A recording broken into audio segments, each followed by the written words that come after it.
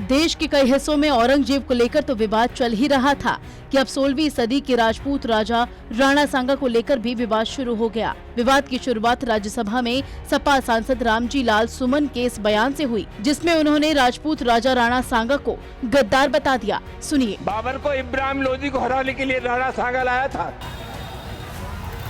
मुसलमान तो बाबर की औलाद है और तुम गद्दार राणा सांगा की औलाद हो। राणा सांगा का अपमान नहीं सहेगा, नहीं सहेगा। अगर वो पन्ना पलट रहे इतिहास का, हमने पन्ना पलट दिया तो सपा का सफाया हो जाएगा, ये हमारा दावा है। और इस सांसद को लोकसभा के अंदर घुसने भी नहीं दिया।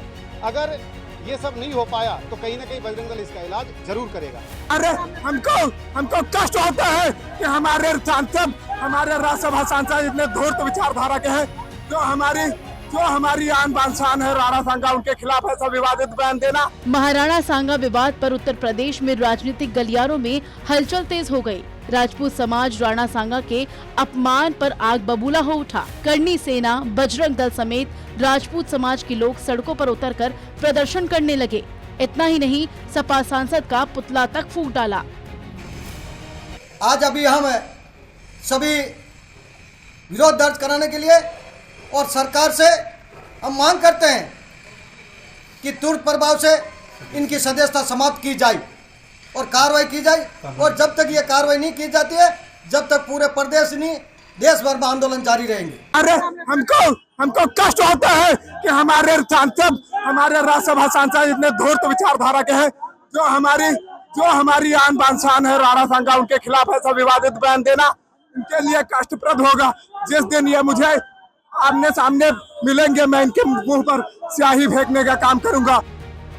इस मुद्दे पर समाजवादी पार्टी से सफाई की आस लगाए बैठे राजपूत समाज की आस तब टूट गई जब सपा मुखिया और कन्नौज सांसद अखिलेश यादव ने अपने ही सांसद की पैरवी की और कहा कि हमारे सांसद ने सिर्फ एक पक्ष लिखे गए इतिहास और एक पक्ष की गई व्याख्या पर उदाहरण देने की कोशिश की है।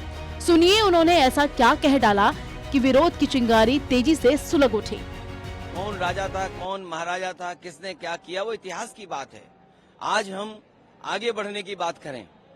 और जो रामजी सुमन जी के साथ घटना हुई है, निंदनीय है, दुखद है। सपा मुखिया और सपा सांसद के बयान के बाद माहौल और भी ज्यादा गर्म हो गया। करनी सेना, बजरंग दल, राजपूत समाज समेत सर्व हिंदू समाज के लोग आग बबूला हो उठे और राज्यसभा में बयान देने वाले सांसद रामजी लाल सुमन की सदस्यता रद्द करने, पार्टी से निष्कासित करने समेत माफी मांगने की मांग उठने लगी। देखो, करनी सेना का कैसा रुख रहता है पूरा देश जानता है। हम लोग ईंट का जवाब पत्थर से देना जानते हैं।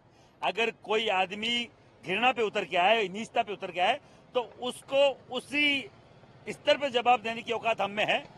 सर कटाए हमारे बाप दादाओं ने, तब इतिहास लिखा गया है। राणा सांगा वो जो इब्राहिम लोदी को 2-2, 3-3 बार हराने वाले, राणा सांगा वो जो बाबर को नाको चंदी चबाने वाले, और पूरे देश के राजाओं को एक करके बाबर के खिलाफ, तोप के खिलाफ तलवार से युद्ध लड़ने वाले राणा सांगा, और कोई बोलता है कि वो गद्दार थे। जीभ काट लेनी चाहिए ऐसे व्यक्ति की, जहर भरा हुआ है ऐसे व्यक्ति के। अखिलेश यादव को बोलना चाह रहा हूं, जल्द तुम माफी मांगो, क्योंकि इसका जिम्मेदार खुद अखिलेश यादव है, जिसने बकायदा उसका समर्थन किया है। उन्होंने कहा कि बाबर के औलादे हमें कहते हो तो तुम गद्दार राणा सांगा के औलादे हो। ये वो समाजवादी पार्टी के अनपढ़ सांसद है जिनको लोकतंत्र का मंदिर मिला इस तरह की टिप्पणी करने के लिए। ये टिप्पणी सिर्फ सांगा के लिए नहीं है, ये हर उस व्यक्ति के लिए जो सांगा को अपना आदर्श मानता है, हर उस व्यक्ति के लिए जो 80 घावों को अपने सीने पे झेलता है, हर उस व्यक्ति के लिए जो इस वीर भूमि से आता है, हर उस व्यक्ति के लिए जो राजस्थान को अपनी मातृभूमि कहता है। राणा सांगा की बात करने वाले समाजवादी पार्टी के मैं उस नेता को कहता हूं कि तुम नेजा मेला लगाओ, तुम बाबर को अपना आदर्श मानो, तुम औरंगजेब के नाम की छाती ठोको, तुम बाबरी पे जाओ, लेकिन राजस्थान में 800 वर्ष का इतिहास रहा है जब मुगलों को घुसने नहीं दिया। तो इस तरह की विचारधारा रखने वाले लोग जो गद्दार वो हैं जो इस तरह की विचारधारा रखते हैं, मुझे लगता है इस तरह की टिप्पणी को उनको वापस लेना चाहिए और माफी मांगनी चाहिए। पूरे हिंदू समाज और पूरे संघर्षशील जो समाज है उसको कहीं ना कहीं कलंकित करने का इस सांसद ने जो एक बहुत ही घिनौना कृत्य किया है, इसके लिए बजरंग दल पूरे देश भर में इस आंदोलन को लेकर के जाएगा और इस सांसद को लोकसभा के अंदर घुसने भी नहीं दिया। अगर ये सब नहीं हो पाया तो कहीं ना कहीं बजरंग दल इसका इलाज जरूर करेगा। सर्व हिंदू समाज को उग्र होता देख सपा सांसद ने राज्यसभा में दिए बयान पर सफाई तो दी, लेकिन माफी नहीं मांगी। शुक्रवार को संसद में गृह मंत्रालय के कामकाज की समीक्षा पर चर्चा में मैंने कहा था कि हिंदुस्तान में बाबर को राणा सांगा ने आमंत्रित किया था इब्राहिम लोधी को हराने के लिए। मेरा मकसद किसी की धार्मिक भावना को ठेस पहुंचाने के नहीं था। मैं किसी धर्म को मानूं या न मानूं, लेकिन किसी दूसरे धर्म के मानने के जज्बात के साथ खिलवाड़ करने का मुझे कोई अधिकार नहीं है। मेरा बयान न किसी जाति के खिलाफ था, न देश के, न किसी वर्ग के खिलाफ था, न किसी धर्म के खिलाफ था। इस देश की मिट्टी के लिए जिन्होंने बलिदान किया है, मैं इन सबको सलाम करता हूं। मेरा मकसद किसी की भावना को ठेस पहुंचाने का नहीं है। लेकिन सपा सांसद के बयान पर अखिलेश यादव की पैरवी सिर्फ राजपूतों ही नहीं बल्कि पूरे हिंदू समुदाय के लिए अपमान के तौर पर देखी जाने लगी। उधर राजस्थान के कई इलाकों में रामजी लाल सुमन के बयान के बाद विरोध प्रदर्शन शुरू हो गए और तेजी से बढ़ता ये विरोध उत्तर प्रदेश के आगरा में सपा सांसद रामजी लाल के घर तक जा पहुंचा, जहां गुस्साई भीड़ ने जमकर तोड़फोड़ की। 2 दिन से लगातार सोशल मीडिया के माध्यम से लोग घर पर आकर हमला करने की धमकी और चुनौती दे रहे थे और आज वो घर तक आए, जिसकी जानकारी शासन प्रशासन को पूरी तरीके से। प्रदर्शनकारियों का कहना है संग्राम सिंह, जिन्हें राणा सांगा के नाम से जाना जाता है, ये वो योद्धा थे जिन्होंने अविश्वसनीय बाधाओं को पार किया। वीर योद्धा राणा सांगा ने पूरे शरीर पर 80 घाव खाए, फिर भी युद्ध लड़ा।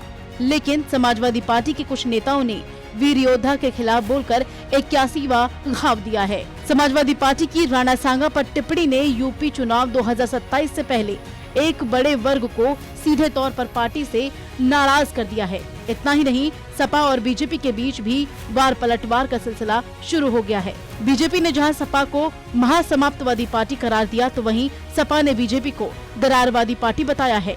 बहरहाल अब देखना ये होगा कि इतिहास की इस लड़ाई में किसका पलड़ा भारी होता है।